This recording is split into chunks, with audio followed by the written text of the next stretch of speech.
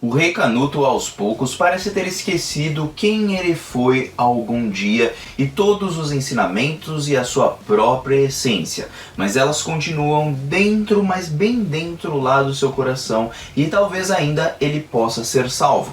Ou quem sabe ele já tenha abandonado todos os seus ideais antigos. Bom, vamos comentar sobre mais esse episódio de Vinland Saga aqui com o Mano Joe. E não se esqueçam, sempre fiquem até o final do vídeo pra gente conferir tudo o que aconteceu em mais esse episódio sensacional de Vinland Saga. E aí galera do canal do Mano Joe, como vocês estão? Espero que todos estejam muito bem e hoje para mais um episódio de Vinland Saga. Antes de mais nada, muito obrigado a todos que estão deixando aquele famoso like, já tá apertando aí? Então valeu! Muito obrigado a todos que estão compartilhando, comentando e também se inscrevendo, ficando junto aqui comigo nesse canal, beleza? Bom, nós vamos comentar um pouquinho sobre esse episódio, mas antes eu gostaria de fazer alguns apontamentos. Primeira coisa, se eu errar em alguma coisa na explicação sobre os planos ali do próprio Rei Canuto, eu lhes peço que me corrijam aí embaixo, porque eu sei que tem gente que acompanha o mangá, já sabe mais ou menos como que vai acontecer algumas coisas, e talvez eu possa errar assim na forma com que eu entendi em como ele vai fazer a desapropriação do Keiichiro. Isso mesmo, nesse episódio nós ficamos sabendo que ele vai desapropriar ali a fazenda do Keiichiro. E o que é desapropriar? É basicamente tirar a fazenda dele, ou tirar, ou pelo menos tirar parte dela e por aí vai. Pelo menos foi dessa forma que eu entendi. Agora, como ele vai fazer de fato, tanto o seu plano para desapropriar, quanto também para como ele vai tirar essas terras dele para dividir, ou então apenas para tomar para ele mesmo, porque ele quer tomar o terreno para ele, eu não sei exatamente, porque isso ainda não aconteceu, mas em breve deve acontecer. Então, já peço que vocês me corrijam caso eu tenha falado alguma besteira, tá bom? Muito obrigado por isso, e agora vamos direto pro episódio, que vai começar com o Canuto lutando contra o Wolf, né? Eles estão ali lutando e tudo mais, papapá, ele tem que treinar porque um rei tem que ser forte. E os homens dos vikings normalmente só respeitam um rei que é forte, não um rei que só ordena, que é estratégico, que é não sei o que, embora o Canuto seja, porque de fato eles respeitam muito mais pessoas fortes, pessoas sem piedade alguma. Se ele precisasse matar alguém, ele não hesitaria em nenhum momento. Precisam ser não cruéis exatamente, mas precisam ser firmes no que eles falam, e quando eles lutam não podem dar brechas para os seus inimigos. E aí a gente vê que o Canuto ele tá encontrando um pouquinho de dificuldade ali na batalha contra o Wolf, pra gente ver que ele não é um cara tão bom assim na arte da espada, mas ele é inteligente. Tanto que ele é inteligente com as suas palavras, que mesmo depois de ser derrotado algumas vezes para o Wolf, ele vai usar as próprias palavras como estratégia para aí sim vencer ele. O Wolf esse que tá maneirando um pouquinho assim nessa batalha, e uma pessoa que vai perceber que o Canuto parece estar sofrendo é a sua irmã, a Astrid. Ela vai acabar vendo ele e vai conversar com o Gunnar, que é aquele maluco que sempre tá do lado ali do rei, e aí ela fala assim, poxa, ele tá lutando e ele nunca gostou de pegar numa espada, parece uma outra pessoa, nossa, ele mudou pra caramba, mas assim, ele ainda parece estar sofrendo, porque no fundo o Canuto ele não quer fazer o que ele está fazendo atualmente, mas bem lá no fundo mesmo. O que acontece com ele nesse caso não é que ele só ignora os seus antigos ideais, o seu modo de vida, mas ele meio que esquece, joga lá no fundo e fala assim, não, esqueça ser um cara bonzinho, eu não posso ser um cara bonzinho. Então ele joga parte da sua essência fora, ou pelo menos pensa ter jogado, porque ela ainda continua dentro do seu ser, assim como todos nós temos um tipo de essência, seja lá às vezes um pouco má, às vezes um pouco boa e tudo mais. Então ele meio que joga, esquece, coloca isso no esquecimento para focar apenas no que ele tem que fazer agora e como o rei. Então ele é um conquistador dinamarquês que vai tentar fazer tudo isso. Então ele deixa tudo aquilo bem no fundo assim da sua alma, praticamente se esquece daquilo para que ele possa conseguir fazer as coisas que ele não quer fazer de fato. E é então que ele vai lá, luta contra o Wolf, acaba vencendo ele, porque eu acho que o Wolf é interessado na Astrid, pelo menos foi isso que pareceu. E aí depois disso a gente tem ali ele conversando com o Gunnar. Por quê? Porque ele precisa manter o seu exército na Inglaterra para que ele domine aquele povo. Ou seja, ele é um conquistador. A partir do momento que você conquista, você mantém aquela terra. Os povos ingleses já não gostam gostam do rei Canuto e eles pagam o salário para o Canuto poder manter ali o seu exército dentro da própria Inglaterra, só que esse dinheiro começou a faltar. Por isso ele precisa de terras férteis da própria Dinamarca para fazer com que ele continue pagando aquele exército e ele continue dominando os mais diversos locais. E como na Inglaterra não dá para cobrar mais ainda do povo inglês, provavelmente, pelo menos foi isso que eu entendi, porque se ele cobrar mais do povo inglês, o povo pode se revoltar e se rebelar contra ele. Então eles já não gostam dele, então ele vai dar mais um motivo e isso poderia incitar o povo contra ele e aí vai virar uma guerra tudo de novo e aí é mó bagunça. E para evitar que isso aconteça, ele vai ter que pegar ali um pouquinho da sua terra dos dinamarqueses,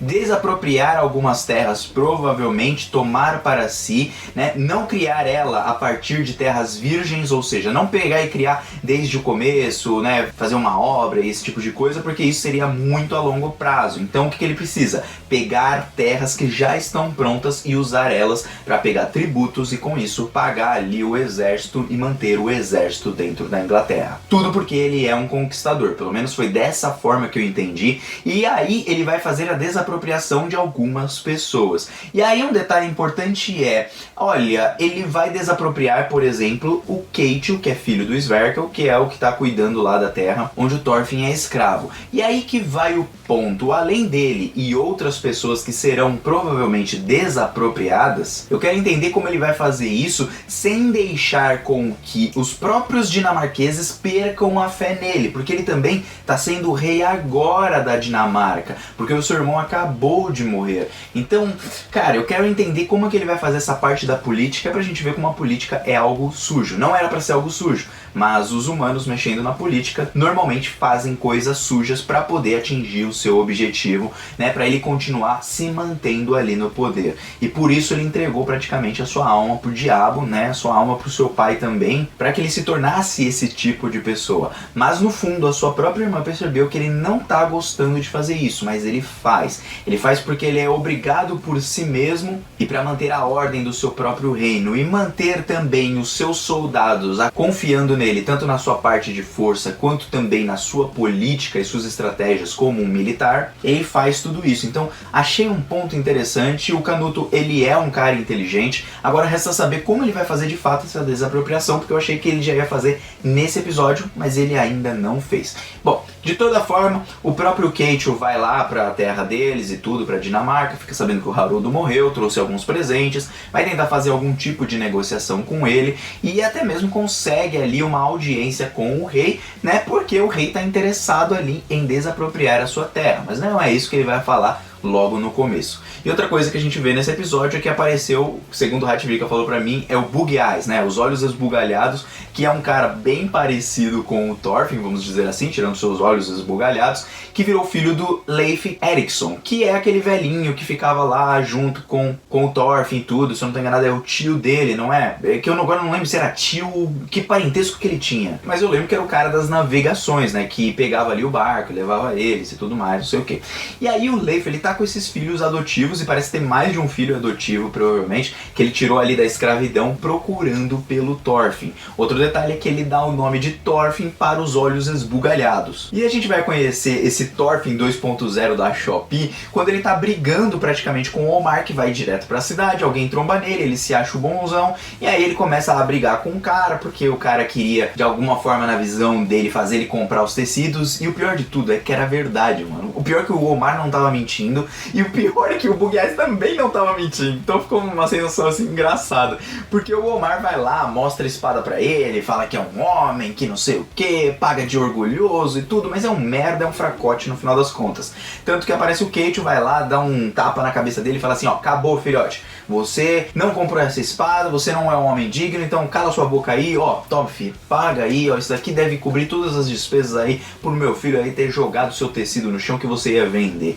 E bom, o filho dele tava usando também de malandragem, o Leif acaba olhando, né, e acaba aparecendo, e é dali que eles têm uma conversa, e a partir dessa conversa, finalmente o Leif tá descobrindo onde está o Thorfinn real, porque ele tem procurado ele por esse tempo todo. E graças a isso ele vai tentar ir direto lá pras terras do Ketil, só que o seu outro filho que estava lá no barco falou que não ia acompanhar ele. Resta saber se só os olhos esbugalhados que vai ou se ele não vai realmente porque o filho falou que não vai acompanhar, não vai ajudar, não vai fazer esse leve desvio nem nada do tipo. Mas pelo menos o Leif tá perto de descobrir onde está o Thorfinn. E é então que o Ketil é chamado lá pelo rei e tudo, né? Chamado não, né? Pediu ali uma audiência porque o Thorgil, o seu outro filho que faz parte da guarda real, é da guarda do rei mesmo, então conseguiu ali uma audiência com ele mesmo sendo muito ocupado. E aí agradeceram todas as coisas e tal. E aí o cara faz aquela famosa política dizendo, ó, você é muito importante. Então primeiro você elogia, você amacia o ego, você fala pro cara que